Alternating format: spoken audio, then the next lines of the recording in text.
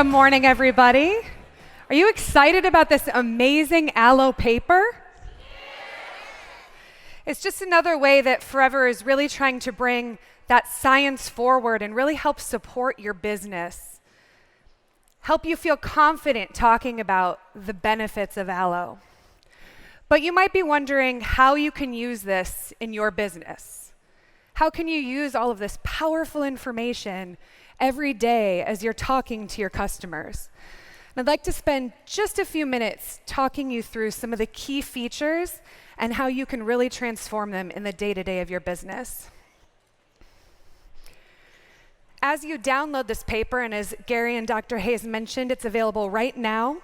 You can go to the Sage Medical Journal, search aloe vera, and you'll find it. It pops up right at the top. And it really covers kind of three key topics. I think that's the easiest way to talk about it. The biology of aloe, which I'll explain what that means in just a minute, but what makes up the aloe vera leaf. A better way to process. You heard Dr. Hayes talk about the way that Forever processes aloe. There are really two key ways that aloe is processed. How do they differ? Why is one preferred? And the final part is supporting research. What studies have been done on aloe and all of those powerful compounds that are found in it? And how can you use those, again, in talking about your business? So let's look briefly at the first one, the biology of aloe vera. This section of the paper really talks about ace-mannan, which is a carbohydrate that makes up about 80% of the aloe vera leaf. And those of you who are familiar with our IASC certification know that Forever has more than 2 times the ace-mannan required to register products with the IASC. So this is something that we're very proud of. Our aloe is very high in this compound, which is really believed to be the reason that aloe is so powerful, has so many amazing benefits. But there's also other active compounds in aloe. You heard Dr. Hayes say there's between 80 and 100 that are still being discovered, identified, researched. Those include vitamins, minerals, enzymes, sugars, and there's so much promising research to be done on these materials to learn more about the benefits of aloe. Now, how can you use this every day in your business? Understand what makes up aloe. When people ask you, why is aloe good for me? Why should I take aloe? You can speak to these different compounds that make it so powerful. The next part of the paper speaks to the different ways to process. There are 2 main ways that aloe vera is processed for commercial use in this day and age. Whole leaf grinding and hand filleting. I don't have to explain to you what those mean. They're very self-explanatory. In whole leaf grinding, the entire leaf is ground before being filtered to remove anything that might have been in the rind that was harmful. The problem is that sometimes all of those beneficial compounds get filtered out too, making whole leaf aloe sometimes less potent and providing less benefit to people that are consuming it. The second manner that aloe can be processed in is hand filleting. Of course, you know at Forever, this is exactly how we process our aloe. We strip off the outer rind, rinse it to remove any of the latex, and then process the inner leaf gel within 6 hours. The paper clearly identifies that this is the preferred method for aloe that is powerful, efficacious, and quality for consumption. It also mentions that the speed in which aloe is harvested and moved into this manufacturing process helps to speak to the potency and quality as well. Well, we can all feel very proud that our aloe is harvested, hand filleted, and processed within 6 hours of being removed from the leaf. You heard Dr. Hayes talk about other companies and that they don't own the aloe supply. They have no way of controlling that process the way that we do. This is a great point for you to be able to speak to your customers about the way that Forever is vertically integrated. We own the land that the aloe is grown in. The people that harvest it are part of the Forever family, and they do it with a passion and a quality that you can be proud of and that your customers can get the best benefit of every single day. Now, the third part of this paper is one that we need to be a little bit thoughtful of, and it talks about all of the key benefits, all of the research, some of the studies that have been done already on the benefits of aloe. There's 8 studies that are talked about in this paper that cover the benefits to the skin, wound healing, digestive health, cardiovascular health, even talking about blood sugar and some of the opportunities there to see some real benefits for aloe in treating things that we have yet to discover.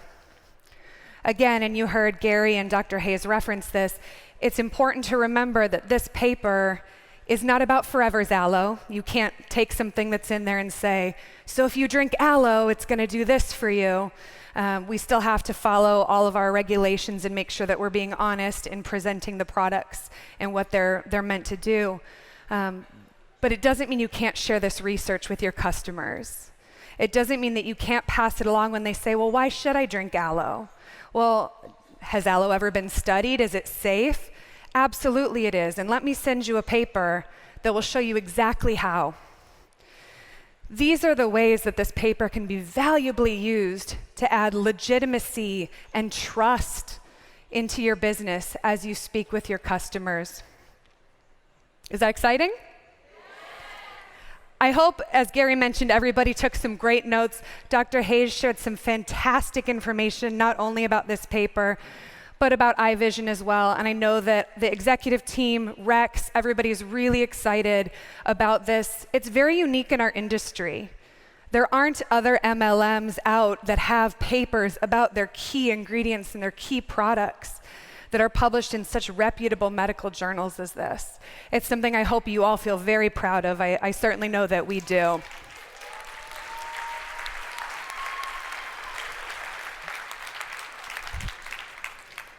Now, I'd like to switch topics for just a few minutes and talk to you a little bit about some marketing and sales strategies to help you grow your business. Yes? I heard there's some excitement over here. This is good. And I think the best way to think about marketing strategies, because we're all salespeople, but we're also all consumers. We buy products, we shop, we see advertising that appeals to us or doesn't. And so I like to kind of put it in terms that make sense to me to help share it with you. We've all gone into a store thinking, I need this. I'm going to buy this. I'm not going to buy anything else. This is what I need. And then you see this over here, and oh, there's that display of those things, and oh, maybe I'm not sure what I need or what I want anymore. Online, it's even worse. Frequently bought together, recommended. Because you like this, you're also going to like that. And as technology becomes more and more sophisticated, so does this advertising. Sometimes I feel like the ads that I'm shown online are showing me things I want before I even know that I want them. And I'm like, I do need that. You're right. I should buy that right now. Predictive shopping, or knowing what somebody wants because of something they've searched, or something that somebody else searched that also bought something that you've bought, is becoming such a driving factor in our business. But there's no reason that we can't apply these same strategies to what we do. These tactics, and they're becoming increasingly common, are called upselling and cross-selling. It's not terribly important to know the difference. I will explain them to you really briefly here today. But applying these tactics to your business can add considerable value, not only for you and your business, but even more importantly, to your customers. And we know that when we add value to our customers, when we seem to be a partner to them rather than a salesperson, they come back. They're loyal to us. They like the things that we offer. They see how we can help them look better and feel better. So let's go back to our Apple Store example. I walk in because I know I want an iPhone X. I've done the research, I've done the reading, this is the product for me. Oh, but there's a new iPhone. I don't know if I need it. So the salesperson's talking to me, asking, what do I use my phone for? Do I use a lot of apps? Do I take photos? I do. I take a lot of photos of my phone. Well, after discussing and understanding my needs, the salesperson recommends, I don't actually want an iPhone X. I need a brand new iPhone 11. And the reason for that is the upgraded camera, some of the other features. And I think he's right. So I buy the iPhone 11. And everybody kind of wins here because I get a product that's better suited to me. I have a better experience. The salesperson wins because he's made a sale. The company wins because that sale is a higher dollar value. This is what we would call an upsell. I came in for one thing. The customer met my needs with something else. It's a higher dollar value. It is an upsell. Now let's say we're continuing our conversation, and he says, yeah, but you need a case. Maybe some earbuds or a charger. This is what we would call a cross-sell. Other things to add to a purchase that can add additional value to the customer. There's probably one example of cross-selling that is best known throughout the world, overcomes any cultural boundaries or barriers, and that would be the classic McDonald's, would you like fries with that? I'm hearing laughter, but everybody knows this phrase.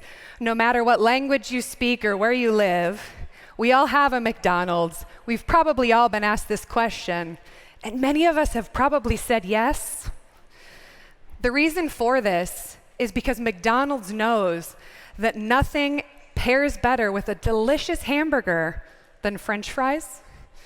And they've made a $20 billion business that serves 68 million people a day throughout the world. But it's not just as easy as thinking about the question and whether it's a yes or a no. Let's actually look at the money that's associated with that. Right now, today, in America, you can buy a hamburger at McDonald's for $3.79. If you add just a small fry, not even a medium or a large, no drink, you're adding $1.29 to that purchase, which ends up being a 32% increase to that sale. In fact, statistics and marketing research shows us that upselling can add 10 to 30% of revenue to an order simply by asking the question and providing a little bit of information about the benefit that it will have to the customer. And this is true across industries. And it certainly is true in the vitamin and supplement industry. So let's take a look at an example in our business. To do this, we looked at your businesses.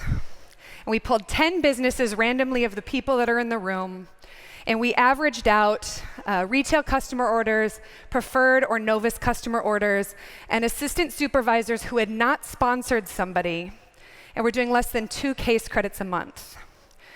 The reason that we included those people is because at this point, without fully unlocking the benefits of the marketing plan, they're not active. They're consumers. They love the products. They get a great discount, but they're using the products most likely for personal use as they're starting to build a business. And in looking at this, we averaged these 10 together, and the average of those 10 Eagles sitting in the room today, there were 13 orders in that group of people, on average, which was a 8 case credit total, 0.633 average per order, which in the US is about equal to an F15.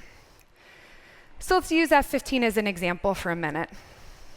Let's say that this customer bought an F15. They're probably looking to lose weight, look better, feel better, start some sort of fitness or transformation journey. So if I understand their needs and I can add some value to them, I might add on a Forever Lean. It's a great product that would complement what they're doing, help that transformation along the way. And in doing that, I add 0.167 case credits to their order, which is an increase of 27%.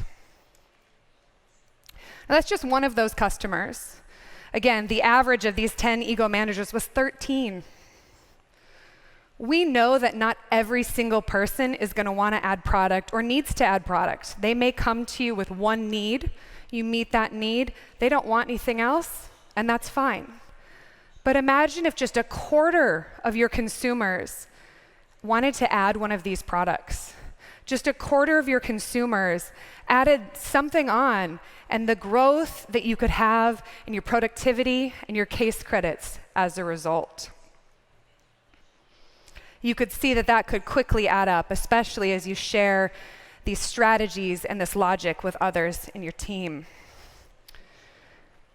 But this isn't just something that we think would work in theory or we know we want to recommend.